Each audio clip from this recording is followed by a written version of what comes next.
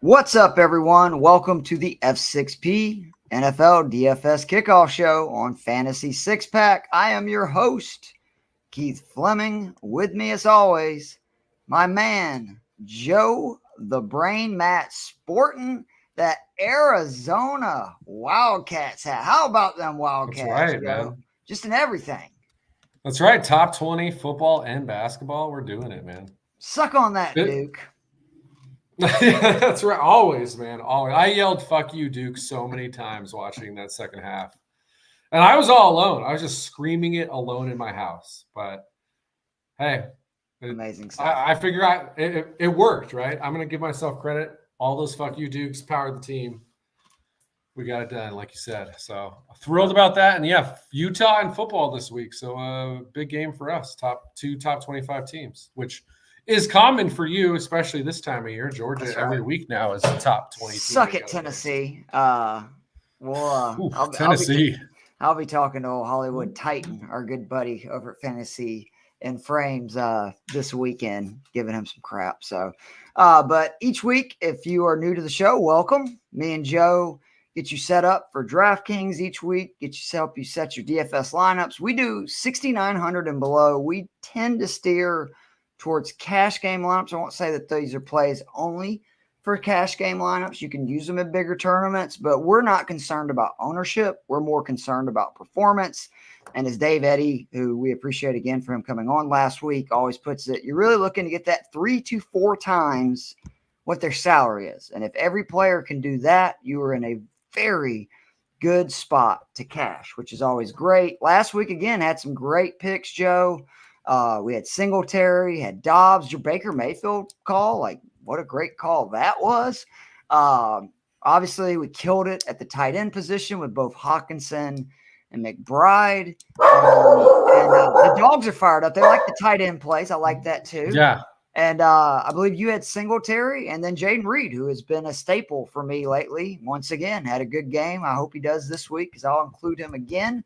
But let's get right into it, bro. By the way, Alan Sandlich from the Fantasy Six Pack team is going to come on around 8 o'clock to talk about the Baltimore-Cincinnati game. So if you want to do any bets, you can get that information. And Dave Eddy did send me an official lineup that I will go over as well before the game starts if you're doing some showdowns. But let's start with the QBs, and welcome back to the fantasy world. My median QB, Kyler Murray, 6,100 versus Houston. He scored 18.3 points, which is, I thought, really good. Even though it was against my sorry-ass Falcons, it still was very impressive for guys coming off of ACL surgery. To me, more importantly, he had those 33 rushing yards and a touchdown. He looked great moving around. I just think people have forgotten how good this dude is, fantasy-wise. I'm not saying he's one of the top 10 quarterbacks in the league. He is absolutely one of the best 10 fantasy quarterbacks year in and year out. He's played 57 career games. He has rushed for 20 yards or more, which is just a cheat code for QBs in fantasy, 41 times now. 41 of 57 games. He has rushed for 20 yards or more, which, of course, he did last week with that 33 yards and a score. That touchdown was his 24th career rushing touchdown in his 57 career games. And, I mean, again, I just want to go through how good and consistent this dude's been. His point per game averages each season. Last year, 18.9. The year before that, 22.4. The year before that, 24.4. Even his rookie year, 18.2. His standing for quarterbacks in points per game in fantasy. Last year, QB 7, 21, QB 4, 20, QB 3. And again, it's a rookie, QB 11. I think this is an extreme value right now for Murray at this price range. Like, you're getting such a discount. It's like DraftKings, probably maybe because of the ownership, or I don't know, but I just feel like 6,100 for a guy who, again, he scored 20 points or more in half of his starts for his career. 57 games, 29 times he scored 20 points or more. I think you can't get any more of a slam dunk. He will probably be in all my lineups. Love stacking him with McBride, who we'll get into in just a bit. That's a really confident stack at 10,500. High volume, high upside, everything you want. Like I said to you off right before we got on, I really like the Kyler Murray play as well. But I will give us a more. You want to go contrarian? I don't know if I would call this a contrarian pick, but I'm going These are Jared boys Goff. indoors, Yeah, he's indoors, and honestly, one of the big differences this year for the Lions he's been pretty good outdoors too. But, great last week, yeah. But still better indoors, What's he better this at week? home. 66 or 67? 6,600 against the Chicago Bears. The Bears. Yeah, I mean the Bears are just the defense. One of those defenses you want to target. I mean they're kind of a weird one too because you think Bears suck. We want to go running back against the Bears. But actually, like you look at DVOA 29th in defense against the passing offense, 6th against the run. So this has been a really solid run defense. It's been awful against the pass. Only the Commanders, I almost used one of their previous names. The Commanders and Eagles are the only two teams that are giving up more passing touchdowns per game than the Chicago Bears, which is really important because unlike a Kyler Murray, we're not going to get if we get any rushing from Jared Goff. We praise the Lord. So the fact that he is touchdown dependent, and then this is a team that's given up multiple touchdowns in 6 of their games this year. 4 of those 6 too were 3 touchdown games. And then the 2 most recent games where they didn't give up multiple touchdowns were against the Raiders and the Panthers. So tells you a lot about the quality of this defense. Amon-Ra St. Brown is obviously on a roll. Goff also, like I said earlier, the consistency this year has been at a higher level. He's the highest graded quarterback currently on PFF. Entire league, there's no exceptions there. He's just been that good. He's been, right at that fringe QB1 in fantasy. And like I said, it's really just dependent on those touchdowns. The Bears have given up a lot of them. The other thing is, per PFF's charting, Goff, 5.2% of his dropbacks when not under pressure, touchdowns. Hello. 1.8% when he's under pressure. Not a surprise. Guy who's immobile gets under pressure. Bad things happen. They have this as the biggest advantage of an offensive line versus the opposing pass rush in the league this week. So kind of like what he did versus Atlanta, where he torched us. Remember, another team that should be a lot of clean pockets. So Jared Goff, 6,600. Like I said, this is one I don't think can miss. Like the miss is he throws 1 touchdown, gets us 200 yards, we score 15, and we go, oh, only got 15. The floor is a crazy high, and then it's just the question of do we get the 3 touchdown passes? Because then we're talking 25, maybe 30 points. Which I'm also I like this more too because Justin Fields is supposed to be coming back. I was just about to say that. I think the Bears are going to be able to score, so it's going to make the Lions continue to score, basically. So that just makes me feel even better about this. I absolutely could. Granted, you are always rolling the dice if you bet on the Bears offense, but with Justin Fields, we saw what he and DJ Moore were doing before he went down. So and Cole Kmet. Yeah, and Cole Kmet was catching touchdowns all over the place. So, I think there's a reason to believe that this could be like a 30-20 type game, in which case all the higher odds for Jared Goff. Spoiler warning, my DFS Stacks article will be out tomorrow.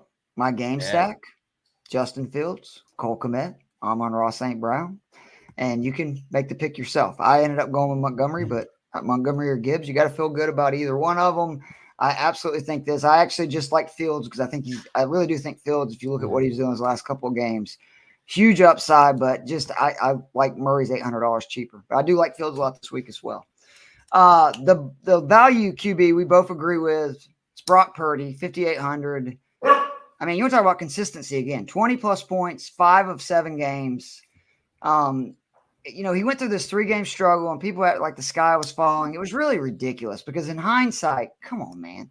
He played the Browns, which is arguably the best defense in the league. A lot of people have struggled with that defense, so no sweat there. No, and then he got a concussion about halfway through the second game, and because of that, he looked bad in the second half of that Minnesota game, and then shockingly, they cleared him for the third game, which never happens. And then, oh, by the way, they didn't have Deebo Samuel or Trent Williams for 2 or 3 of those games and 3 or 3 of those games. So it's no surprise after the bye, everybody healthy, they looked very good versus a good Jaguars defense. They just smoked them. They're playing a team that is a perfect game for this passing offense. And again, spoiler warning for my DFS Stacks article, my double stack is Brock Purdy, with Kittle and Deebo Samuel. Tampa Hmm. Bay, very good versus the run. One of the toughest teams in the NFL to run against. Not good against the pass. Do not let Will Levis's performance with the Titans last week fool you. In the 3 previous games, they gave up over 1,000 yards passing and 9 touchdowns. I expect Purdy and this 49ers offense to feast. I like him a lot. Again, if I wasn't so high on Murray, he would be in more lineups. But if I'm doing bigger contests, I'm going to be definitely sprinkling Purdy in. Where you are 100% on the same page with Brock Purdy. I think you're looking for guys under 6,000. I just don't think you're going to do better than this. No. I mean, but as soon as you got all the guys in that offense too, I mean, we've seen it. Like when it's him with Kittle, with Deebo, with McCaffrey, with Ayuk. I mean, that's the best. It's the dream. That's how I Met Your Mother says. Yeah, like all due respect to some other really good offenses, I don't think you're doing better than that group of guys with a top 5 offensive line as well. And like I said, like we've seen this Tampa Bay defense get lit up, especially through the pass. They are always stout against the run. But yeah, that pass defense has really taken a step back this season. Real bad. So, yeah, I think you should feel great about this one. Like you said, I think, listen, is Brock Purdy actually a top 5? He's like top 5 in EPA and all this stuff. Is he actually top 5 QB? No, which is why you're going to have those occasional off week, 1 or 2 weeks, especially when you get hit in the head. But I think he looks right. This team looks right. I expect him to roll. 100% agree, buddy. The running backs this week, I'm not going to lie, it's kind of a tough week. Like I think in most of my cash lineups, I'm going to go with Eckler and try to spin down elsewhere. But the other guy that I'm going with it, I don't care. I know it's risky because now Mostert is going to, it looks like, play, but give me Devin A-Chain, 6,600. Again, I know it's risky, but the dude had the greatest 3-game stretch, arguably in the history of fantasy football by a running back. I mean, he scored 109.8 points in 3 games. That's absurd. Averaging 36.6 points per. And they're playing a Raiders defense that, again, kind of like what I was saying with the Bucs, don't let last week versus the Jets fool you. This team struggles with running backs. In the 5 previous games before that Jets games, running backs versus the Raiders scored 8 touchdowns and averaged 123 total yards per. If Mostert was out, this would be an automatic smash play. But I just think his upside is so much that I got to go with him. Like, I mean, he's one of those rare dudes that he could get 10 carries and score 25 or more points, which there's very few people you can say that. So I'm all in. I'm rolling with them. Who you got this week, Joe? I will pick against my Giants, and I will go with Brian Robinson Jr. for Washington. Is he 58? Coming off 5,800, coming off an absurd receiving game, which by far the best receiving game he's ever had, just against Seattle. 6 receptions for 119 yards and a score. And that came with a 51-yard long, but that still means, if you do the math, 68 yards in the other 5 receptions. So big game for him. Hopefully that entails him just being the full-on, all-the-way lead back in this offense going forward, because that's been the big thing is while he's been getting 1 or 2 receptions a week, Gibson's been the guy. But the more important thing in this matchup is he's been the guy. In all their wins, he sees, unsurprisingly, as the lead, actual running back, hit all of his stuff shoots up. He gets a lot more carries. He run the ball 18 times or more in 3 of their 4 wins. Wow. And all their losses, he averages 9 carries per game. So basically, he's more or less doubling the carries in the games they win. Well, they're playing the New York Giants with Tommy DeVito. Sorry, Joe. So put Jacob Eason in. You signed him. Go Dogs. I feel like we've seen that before. That doesn't go well either. Oh, come on, Joe. It's got to be better than Tommy DeVito. There are no good options for the Giants at quarterback, which is why you should feel so good about playing a Washington running back. And again, Leonard Williams also just got traded 2 weeks ago. So as good as Dexter Lawrence is, the rest of that interior line is not very impressive anymore. So this is a defense that has not been great against the run to begin with. 26th in DVOA, or sorry, actually 30th in DVOA. I was looking at the pass. So yeah, again, already a bad run defense. Now they're worse because they traded away their second best defensive tackle, who was quite good. And yeah, the offense shouldn't be able to do anything. The first game, Giants scored 2 touchdowns early. That was when Tyrod was healthy. That was when Darren Waller was healthy. This whole team is getting better injured, times, and they weren't good to begin with. So Washington should be. I think Brian Robinson at under 6,000 in a game, he should see 20 carries. He's a smash play for me. I think you just sold me on that as well. Again, I think we share the value running back as well. I am a little worried about Jerome Ford at 5,200 just because of Watson being out, but I guess you can look at it that they're going to lean on the run game even more than they have, which obviously is good. And I mean, double figures in 6 of his last 8, 4 of his last 5, season high rushing yards last week versus a really good Baltimore run D. His previous high was against the Steelers, who he's playing again this week. And what I like about Ford is just the volume he's getting. He's averaging 14 carries per game since week 2.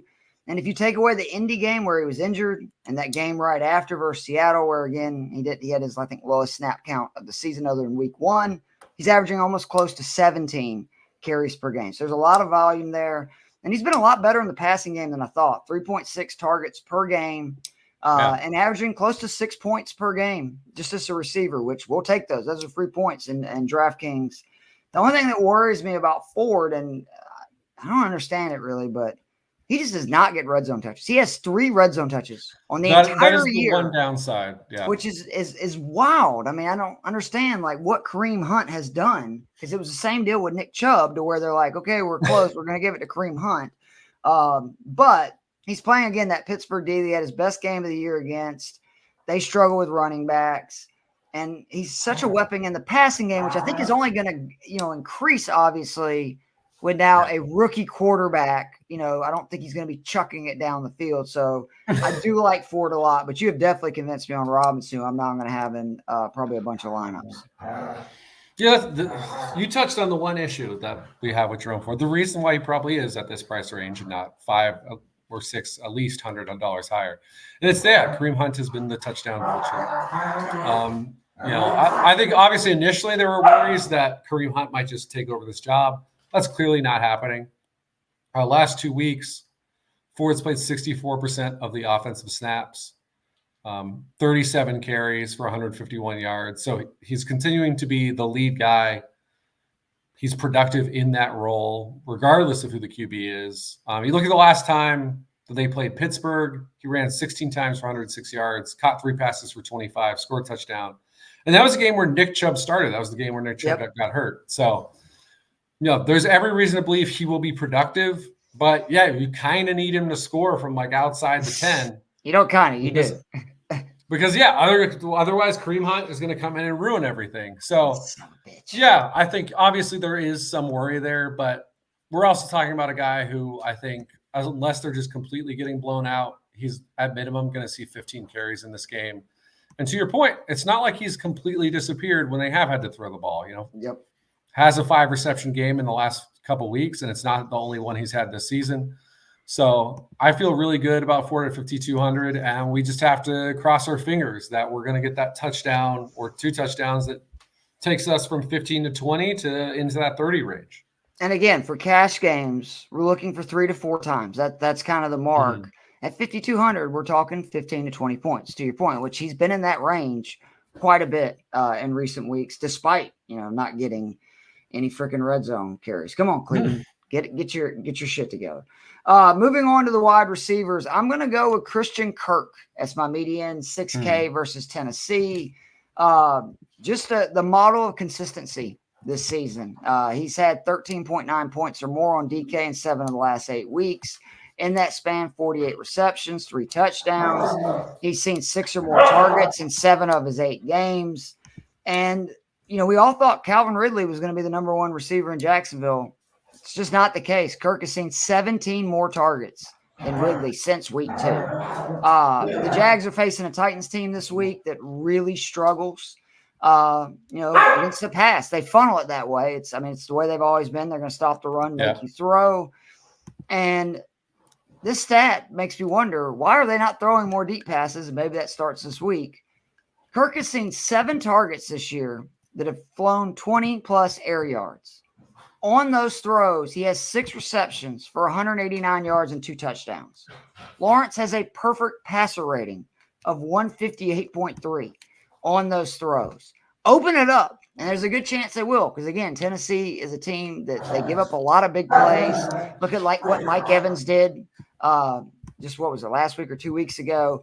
So I think Kirk has got some, he's one of those guys, he's got a very high floor because he's been our ceiling, he's been, our floor, I was right, so consistent. Yeah. He's scoring that 13, 14 points no matter what. And I think he's due for a monster game. And again, with a stat like that, if I'm seeing that stat, I hope the coaches are realizing that and going, maybe we need to throw a few more deep balls to Christian Kirk. And that happens this week. Yeah, I like that one as well. I think he's really, again, a guy I cut like 2 weeks into the season in one of my season longs because I was like, Zay Jones is playing over him. And yeah, then it turns out Zay Jones is just hurt all the time anyway. And now he got arrested. And Kirk has been by far the most consistent guy on that team over Calvin Ridley, who I assumed going into the season would be that number 1 wide receiver. So yeah. Definitely going to be a guy I put into some of my lineups just so I can feel good with, and not just so I can feel non-negative emotions when he does continue to do well. I'm going to go with DJ Moore. I am rolling the dice on that Bears offense, 5,800 against the Detroit Lions. And yeah, this is a simple one. It's Justin Fields is back. DJ Moore is really good, and he's been especially good when Justin Fields has been out there. Give him that stat from that last game, Joe. The last time that they played a full game together. Because if people forgot on that Thursday night, what do you have, like 230 yards and 3 touchdowns? 8 receptions on 10 targets, 230 yards, 3 touchdowns. And let's not forget, because I remember it, because I have him in season long as well. He scored another touchdown, or would have been. Yeah, that's right. They ruled him out, and he was never out of bounds. That was ridiculous. And I don't know what went on there. But regardless, 230 yards, 3 scores, even counting the game that Fields did not finish the next week against Minnesota. If we prorate DJ Moore's stats from those 6 games for a 17-game season, he would have 91 receptions for 1,649 yards and 14 touchdowns. So again, this is a guy, and he was ramping up too, because remember, first week, only 25 yards, only 2 targets. After that, at least 6 targets in every game. Broke 100 yards in 3 of the last 4 complete games he played with Fields, and scored touchdowns in 3 of those 4 games. So ramping up to look like, a potential, not even, number 1 receiver in fantasy, but one of those top 5 or 6 guys before that injury to Fields. Obviously, since then, hasn't been as good, only the 1 score. But to me, he's still been with terrible, with an undrafted rookie at quarterback. You can say terrible QB play. It's been terrible. Right. It could be worse because, you got the Giants quarterbacks right now. Or Atlanta. But I don't know if they're worse than I'm blanking on the Bears guy's name. Tyson Badgett. Yeah. But, even with Badgett, he was still at least 44 yards in all those games, broke 50 in 3 of the 4. He was still carving out 50 yards a game on 5 receptions because even with Tyson Badgett, he was too good not to. And what did the number 1 receiver last week, who also sees a typical, like a comparable volume, do versus this Lions defense? Keenan Allen had one of the biggest games any wide receiver had all year. Unstoppable in that game. So you may have just sold me on DJ Moore as well. I may be pivoting. Right. And as I said earlier, feel awesome about Jared Goff against the Bears. Yep. So there's no reason to think Justin Fields isn't dropping back 35, 40 times. And even if he scrambles in some of those, we've seen, I don't know. I don't have the up-to-date, although it probably didn't change much from when that huge explosion game happened. But they're like, when he throws the ball to DJ Moore, he has like a perfect QB rating. And then when he doesn't throw the ball to DJ Moore, he's like a 60 QB rating. So throw the ball to DJ Moore. So yeah, and I misspoke on his price too. It's 5,600, not 5,800. So yeah, you just sold me. So yeah, DJ Moore, man. I will be changing the lineups that I have right now. Thanks, Joe. All right, my value, Jayden Reed, who is again just became a staple. He's 4K this week. he's in the midst of scoring double digits on DK, 3 of his last 4. He's scored 9 or more points in 5 of his last 7. I know you're going, Keith, 9 points. 4K, again, we're trying 3 to 4 times, right? That's 12 to 16 points, a number that he has surpassed numerous times in that stretch. But the good news is even the 9, you're close to it, right? To where when you're, say, spending a 7,000 receiver and they score 10 points, that's nowhere near getting the value that we're looking to cash. And honestly, at this point, I'm surprised the Packers are not targeting Reed more. I mean, he makes the most out of every target he sees, it feels like. Last 4 games, he's only seen 18 targets, turning into 15 receptions, 2 touchdowns. And the Packers' opponent this week runs some of the most zone in the NFL. That's very good for Jayden Reed because he has a much higher yards per route and target rate versus zone defense than he does versus man. And he is still one of the more targeted wide receivers in the red zone. It's wild. He is still top 10 in red zone targets just in general, and also inside the 5 red zone targets. So against a Charger secondary that we saw last week, what you can do against them. And also Watson's questionable. So if Watson misses, I mean, he's a slam. He'll be in every lineup, but I really like Reed's value at 4K. He is my value wide receiver. I really like that Reed play as well. I think if you're looking for a Green Bay Packers wide receiver this week, I think Jayden Reed, especially at the price point, he is the play. I'm going to go with a guy that I've picked at least once, if not twice before on this season. And that is Michael Wilson of the Arizona Cardinals at 3,400. It must be a zone defense this week. Isn't that what it is? The split you told me? 100%. It's when we face a top 10 I listened to you, Joe. Zone defense. Because the updated numbers on PFF, Michael Wilson against man, which again, that's when we want to stay away. 58 routes run for 4 yards total. 1 reception on the 58 routes. So he faces any of those top man teams that run a lot of man, just stay away. Now, granted, pretty much every team runs more zone than man. Even the man teams run like 50% man. Right. But that means that's half the snaps then that you'd want to stay away from him. But we're facing the Houston Texans, who I think are a great play across the board, especially if Pierce doesn't play, then Singletary remains very viable. Yeah, I think they're going to score a lot of points in this game. So that means Cardinals got to keep up. Kyler Murray is obviously, hey, Josh Dobbs, great story. Hope it continues in Minnesota. Kyler Murray's an upgrade over Josh Dobbs. He's definitely considerable upgrade, no matter what people say. Considerable upgrade. There's a reason he was your play and why I very much agree with that play. And then, Michael Wilson against zone, nearly just under 2 yards per route run. So it goes from, I don't even know the math on 58 routes run for 4 yards. 0.000 something. to basically 2. He leads the team in PPR points in fantasy. So he's out producing Marquise Brown and Rondale Moore fantasy-wise against zone. Texans are running zone 7th most, 80% of the time. So, I just look at Michael Wilson. Here's the points per route run against zone. He's tied for 36th in the NFL, which not the greatest number in the world, but he costs us 3,400. Well, I'd say 3,400, great deal. Yeah, and no other receiver on this team is in the top 90 in points, fantasy points per route run. I know Marquise Brown is the exact inverse, where you want him versus the man. You want him against the man. Zone. Yep. So Michael Wilson, as long as he's facing a team that's top 10 in the amount that they run zone defense, and he's under 4,000, he's a guy I'm throwing in. Especially because it's not like his production's not huge, but his targets have been there. 3 straight games with 5 or 6 targets. So the fact that he's going to see targets, it's a zone defense, and it's a team that, I think they're playing catch up the entire game. I really like him. And the cheapest pairing, there's another pairing that we're about to get to.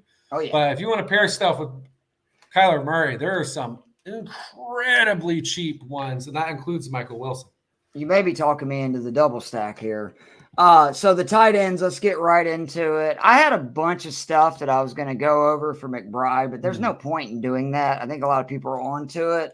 He's 4,400 on DK. But let's just go over this. In his last 3 games and where he ranks among wide receivers / tight ends, he's averaging 71.3 air yards. That's 42nd overall, first among tight ends. 9.3 targets. That's 14th period, again, between wide receivers and tight ends. 31.5% target share. Number 1, wide receivers and tight ends. 8.7 first read targets. 38.2% first read target share. That is 7th and 7th among, again, wide receivers and tight ends. 3.02 yards per route run. That's 5th among both wide receivers and tight ends. 0.54 expected fantasy points per route run. That's 8th among wide receivers and tight ends.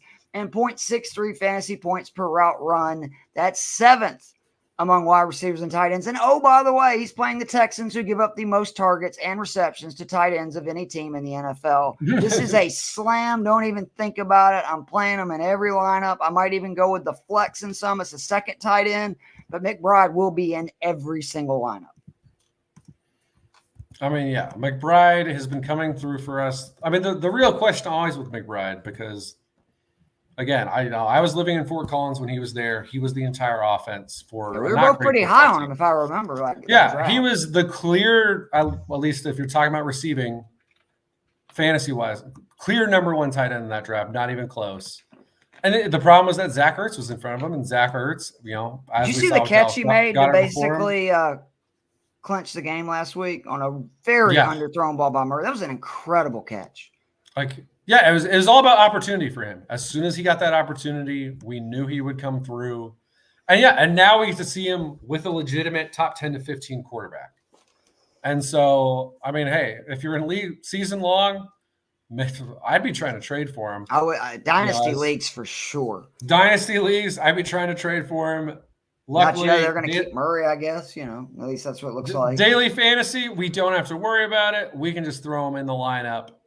And I think he'll be over 5K after next week. I really do. After this week, I think would he'll be over 5K. He will be too, because like you said, it's not even just him. Because in an average matchup, I would be playing him now at this price point. And it's the best. This isn't an average matchup. It's fantastic. DraftKings, it's the best. If it's a talented tight end, again, K. Dotton 2 weeks ago was the only tight end I gave because he was 3K and he was playing this team. He scored 24 points.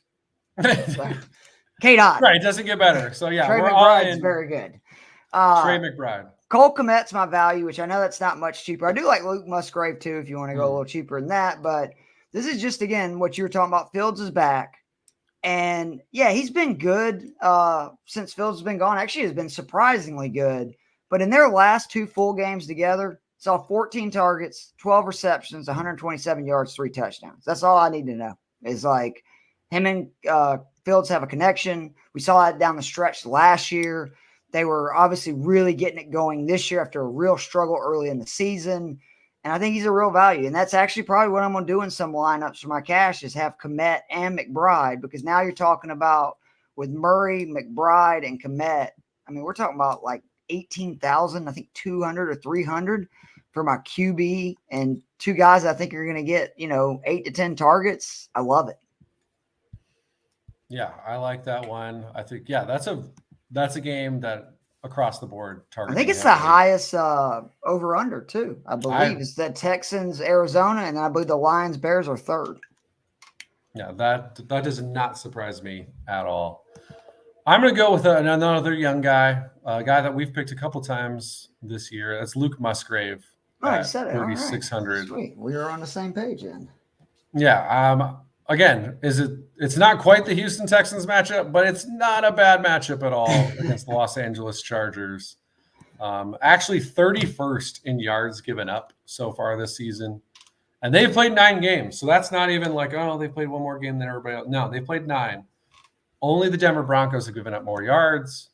The 59 receptions. Only 3 teams, the Bears, Texans, and Falcons, have given up more receptions, and the Bears and Falcons have played 10 games. So only the Texans are giving up Falcons more receptions. Awful per game. Yeah, as we've learned, thankfully, you've kept us on top of that, and we've known to play it. The only thing really keeping them from being at the very bottom with the Texans is they've only given up 3 touchdowns so far. But Musgrave, 6 deep targets on the year. That is the 3rd highest among all tight ends. 6 red zone targets. That's a solid 12th, which, again, doesn't sound like an amazing number, but we're talking about a guy in the mid-3000s. He needs, again, 10 to 12 points to get what we're looking for in this price range. Yeah, in this price range. Obviously, the dream is always that K-Dot game that you just talked about. But, yeah, if we get 15 points from Luke Musgrave, we'll be plenty happy again. And I think the Chargers, this is a desperate team. That hasn't seemed to help their defense at all. Thankfully, if you're playing Luke Musgrave. They've been too busy worried about trying to get touchdown celebrations. Did you hear that? Like the Chargers literally had a group of defenders that were meeting just to figure out their team defense celebrations. And I forget which guy it was for CBS. Is like, how about you be decent against the pass rush, something, before you put together literally a committee on your defense to come up with your celebrations. It was the most ridiculous thing I've ever seen. And they were proud of it. It's what was so funny.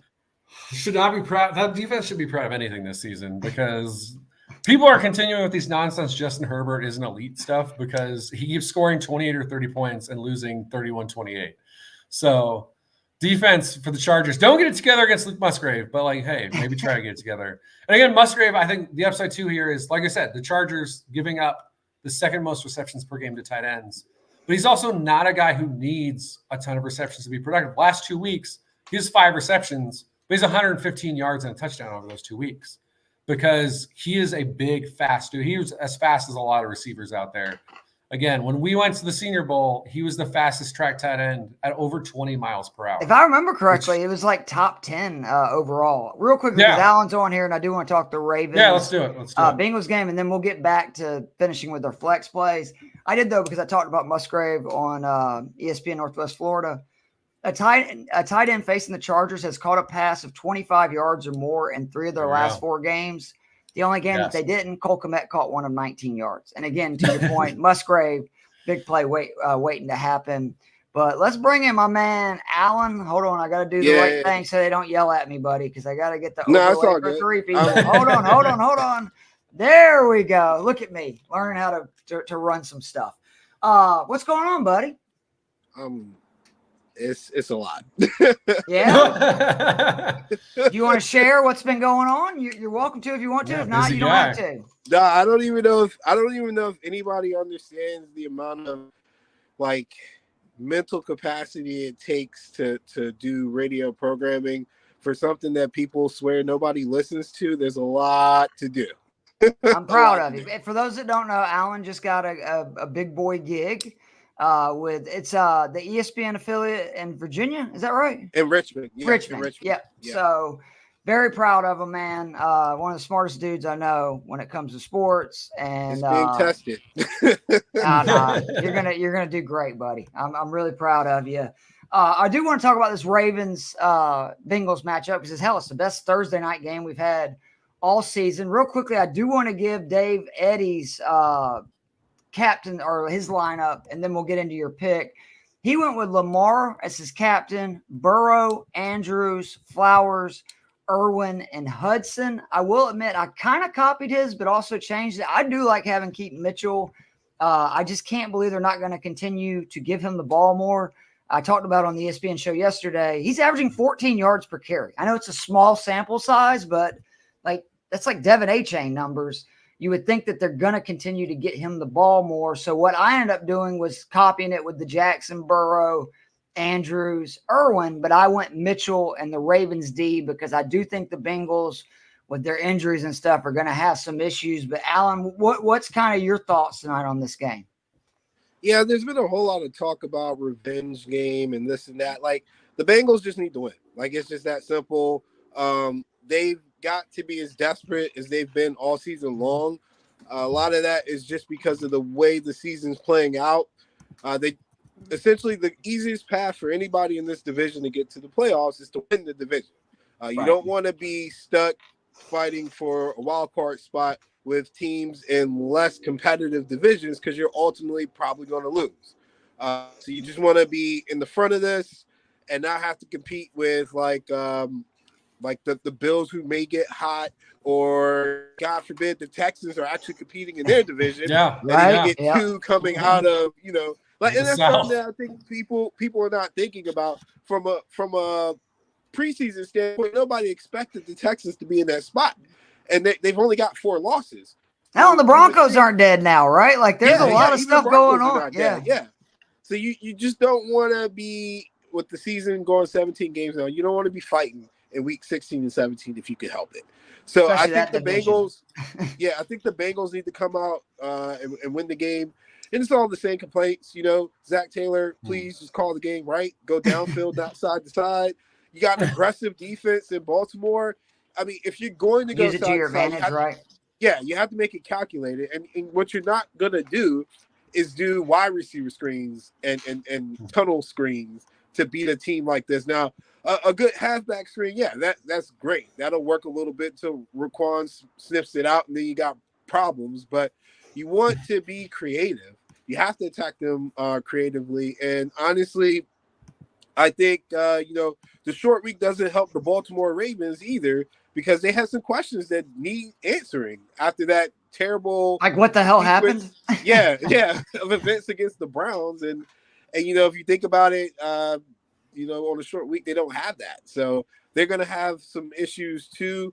The best bet for the Bengals is to get on them quick and just kind of allow themselves the window to watch the Ravens mess it up in the very end, because they have not. They have figured out a way to do that. Yeah, it's been a while.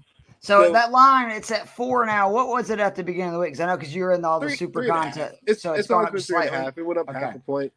I'm on the side of it sucks that the Bengals are kind of popular with the public. That's kind of Joe Burrow. This division is always competitive in these games. I think anything over 3 is always better to take your points with the visiting team. Doesn't matter who it is. And I've capped it that way. Week 1, when the Bengals played the Ravens, I capped it exactly that way. It had nothing to do with who I thought would win. It had to do with the fact that in this division, these teams always compete with one another, and it's generally going to fall at that field goal or under range. So that's why I just took my points. I'm going to do it again here. I know there's injuries. T. Higgins was a big part of their week 1 offense, but I don't think it'll really matter in the long run today.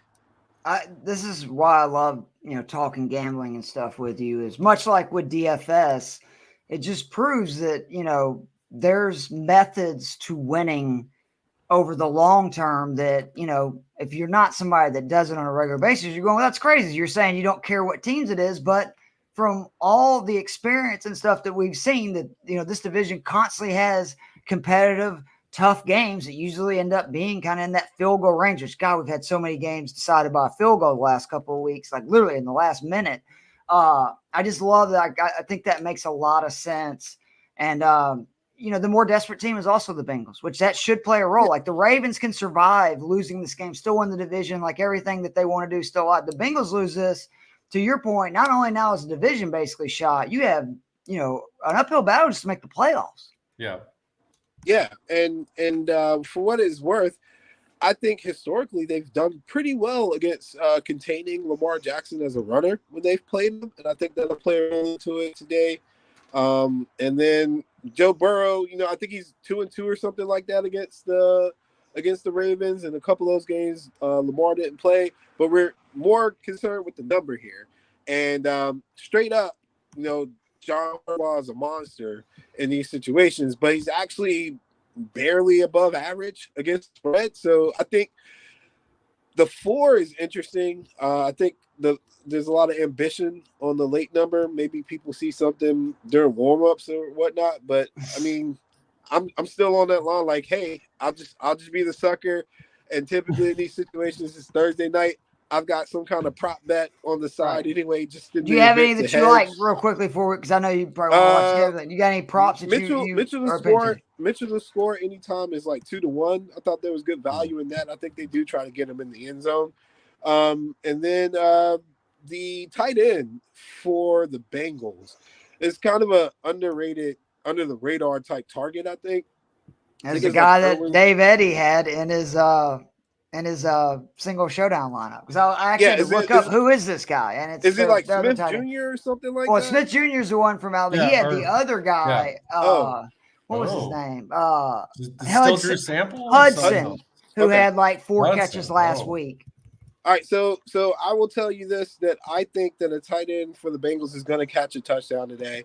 I think they'll both be targets, more so because when you get pressure, especially down there in the red zone, that's typically the first look you're going to give over the middle of the field is, can I get this tight end to release and just get the ball up in the air? They're both 6'4" anyway.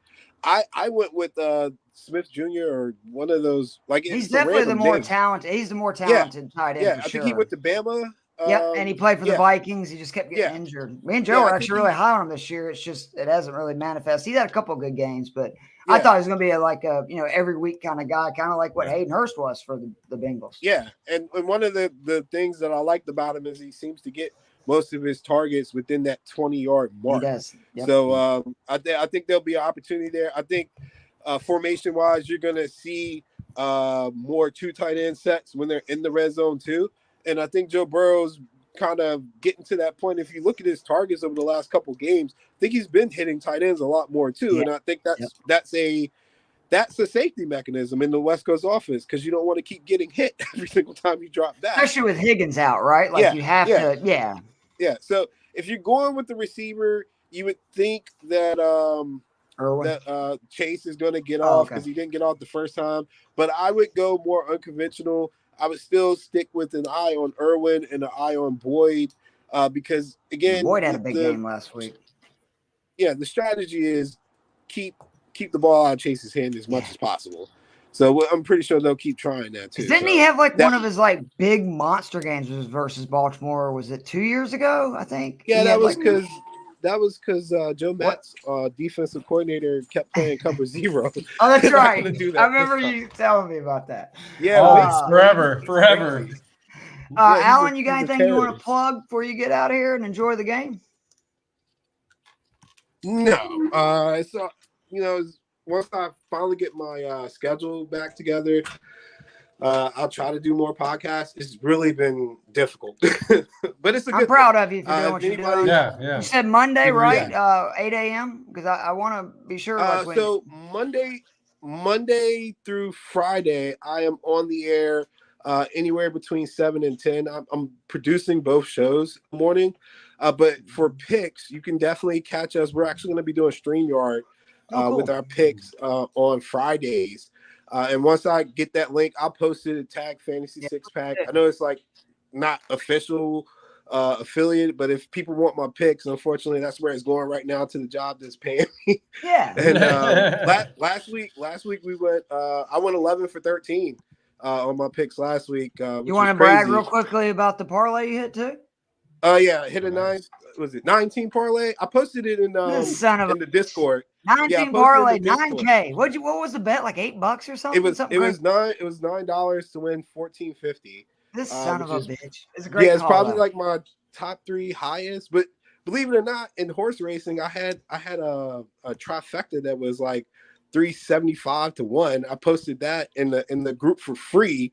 And nobody played it but Corey, and we both put $5. Of course, Corey did. Of course, Corey did. We came. It was the Breeders' Cup back in 2019 or something like that. We went crazy, but that was a Hail Mary. I ain't gonna lie, I got lucky, man. I love it though. I had $1,400. I was sweating on the Raiders. Yeah, that's what I was gonna say. On the Raiders. I was like, it's gonna end badly. I had the flu, so I took some medicine and went to sleep and just woke up and was like, it is what it is. And thankfully it was. And it came down literally to a Hail Mary. I don't know if you ever watched the last play. They threw a Hail Mary. They had a chance. And I was just like, oh my God, Alan's sweating. But it turns out you were sleeping. So yeah, I was sweating, but it was a fever.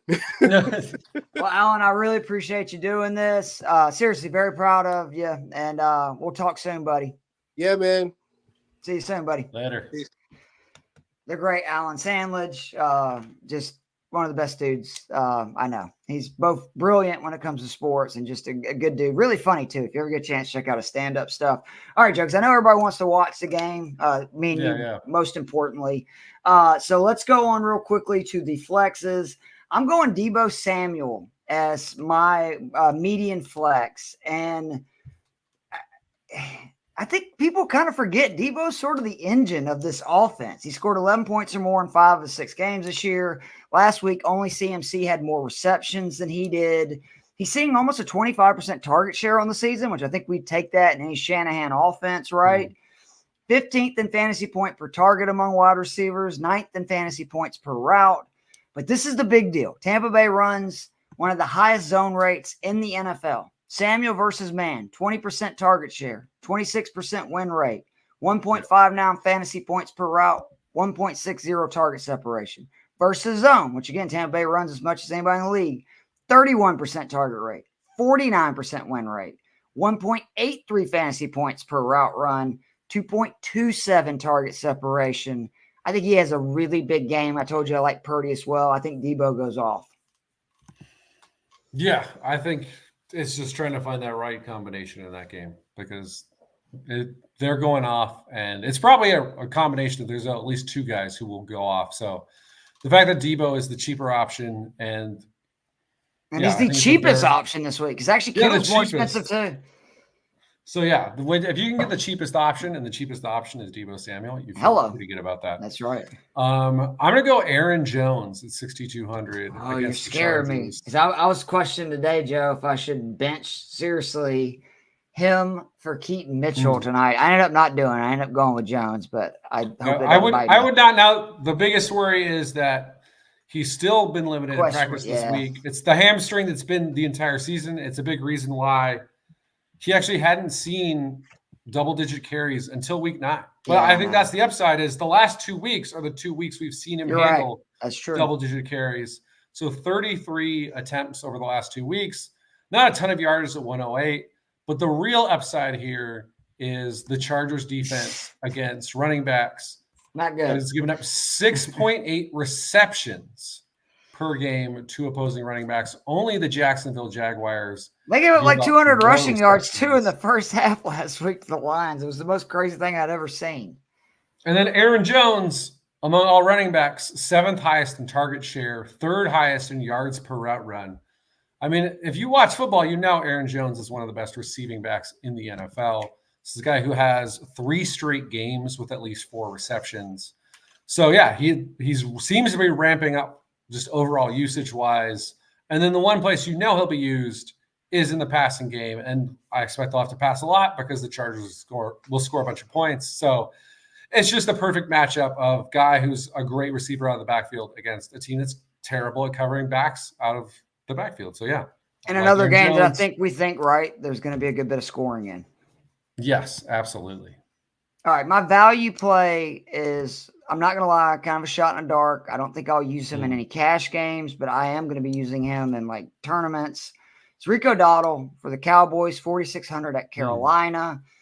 Panthers are awful versus running backs. They're 31st, but I keep reminding people the Broncos are probably not going to lose that 32nd spot because they gave up 500 yards and 7 touchdowns in one game. Like, it's just, that's a lot of points to make up. In all seriousness, that's like almost 100 points in one game they gave up to running backs. I think Carolina may actually be worse than the Broncos versus the run. I think much like the Giants game last week, earmuffs Joe, the Cowboys are going to be up big and dominating. And, Dowdle saw a season high last week, 12 carries, and did something that I know this Tony Pollard owner is very frustrated with, and Tony Pollard hasn't been able to do, which is he scored a touchdown and got it from the 1-yard line. I think he's going to get 8 to 10 carries, and if he gets that versus this defense, he's been pretty good. I mean, he's consistently been getting, 7-8 yards per carry the last couple of games. I think there's some real value there. Real quickly, just to mention the other one, Treylon Burks, if he is cleared, 3,600, great matchup. And I just think with Will Levis, we were talking about this before we came on the air, Burks is a down-the-field receiver. He's never really had a quarterback, no offense, Tannehill, that can throw it down the field. That is one thing Levis is very good at. He's got very strong arms. He's a shot in dark. I think he's like 3,400 this week. Yeah, I like those. I also kind of have 2 guys I want to throw out. Then do it. As far as value goes, I'm not really dropping very far, but these are the 2 guys where when I was looking at my receivers, I was having such a difficult decision between DJ Moore and these 2 who are just right above him in price. And it's Tank Dell at 5,900 against the Arizona Cardinals and Terry McLaurin at 58 against my Giants. You said Dell's 59, right? Yeah, 59. This one's pretty simple. Listen, I still think Nico Collins, when he is fully healthy, is the number 1 receiver on this team. But listen, he missed last week. He's ramping up. He's been limited in practice. He will hopefully play for the Texans. But Noah Brown, the guy Noah Brown's not the number one receiver for the Texans. Right, Noah Brown, the guy who has 320 yards, he hasn't practiced this week because his knee is I didn't acting see up. that. Uh-oh. So if either of those guys is out, the other two become slam plays. And Schultz too, right? Don't you think in that situation? Yeah. Then Schultz also as well, because, I think this team will have a ton of success against an Arizona defense that hasn't really stopped anyone except for the Cowboys, that one game that makes no sense outside of there's a God. So Tank Dell's the healthy guy. All three of these guys per PFF, top 20 in points per route run against zone defense. Cardinals, 4th in the league in running zone defense. Yikes. So, all of these guys are good plays, and only one of them is fully healthy. So that's the guy I'm going to go with. He's also cheaper than Nico Collins, who, again, is coming off of an injury if he plays. Dell's been killing it. It's not just the last couple of weeks. You look going back, like he hadn't had the monster games that Collins had, but I think he's had like 5 games now of like 17 points or more on DK.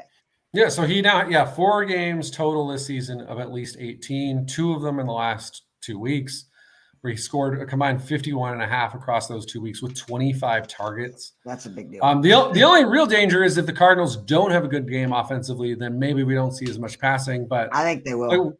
You and I are optimistic on Kyler. And again, we love the McBride play. I really like the Michael Wilson cheap play. Marquise Brown's still a reasonable play. They're better too because Connor's back, right, too, which I don't think enough people are making a deal about. Who's probably the most underrated back for like 3 straight years. Yep. And then Terry McLaurin.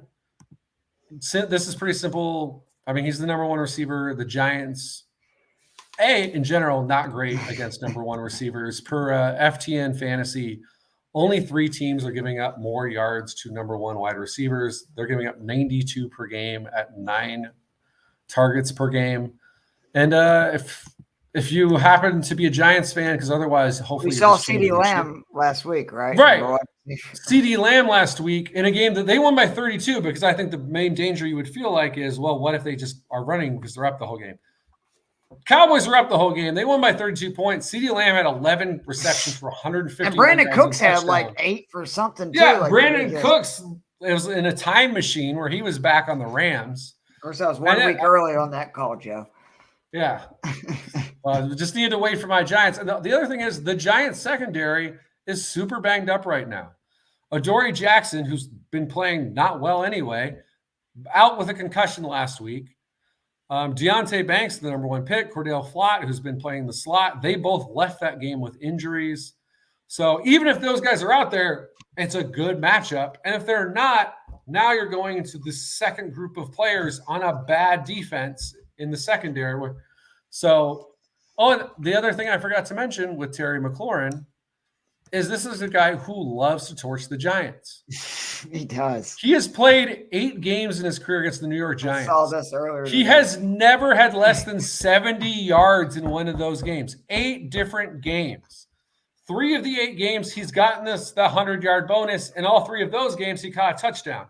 So at minimum, you're probably looking at 5 receptions for 70 yards. You get 12 points. It doesn't kill you. There's a good chance, though, that he has a 7-reception, 100-yard game with a touchdown, and now we're scoring 25 points for a guy who cost us under 6,000. So again, I absolutely love the receivers in that 6,000 to 5,500 range, because you look through, those are our guys. It's Kirk, Dell, McLaurin, DJ Moore. Those are the 56 to 6,000 guys.